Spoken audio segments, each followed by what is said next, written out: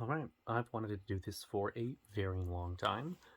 This is the Logitech K270.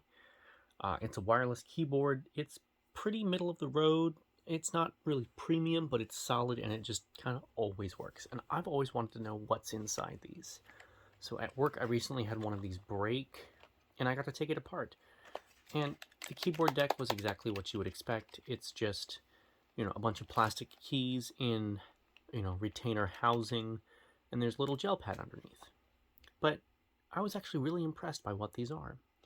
So, on the inside, you pull everything out, you undo all the screws, and you end up with something that looks like this. And of course, these are the gel caps immediately below the keys that, upon contact, send the signal through to the little motherboard that's in there. But if you strip this away, you get all of these different contacts, which are just so very cool. I just thought that was amazing. But I was kind of confused as to what all this, diagramming is. So, it turns out this is actually 3 layers. There is the top layer, which has its own little circuit diagram. There's this middle sheet that sits between the two with all these little holes on it. Let's see if I can get a good angle for that. Yep, there we go. You can see all the little holes that go all the way through. And then you have the bottom sheet. And each of these, they have a connector on the end that goes into the circuit board, but they all have these tiny little dots along all of the strings. And so when all 3 layers are in place and all lined up, there is the 2 electrical contact points, they're resting right above each other, and that plastic layer in between so they don't make contact until one of these rubber gel caps is depressed.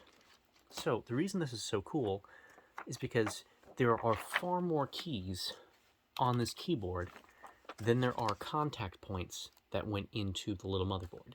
So you would think, well, how could they do so many keys on so few contact points?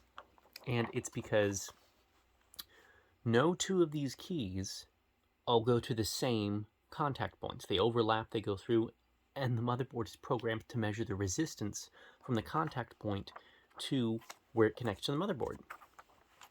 So even though, say, this contact point and where's the next one that comes through?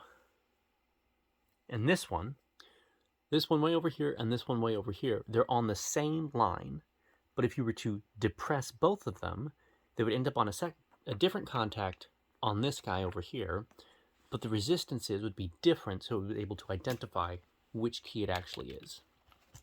And so I just think that is remarkable engineering, that rather than having a very expensive or just very detailed, mechanical switches or all these relays underneath where everything has its own dedicated circuit, on this one, there's only 1, 2, 3, 4, 5, 6, 7,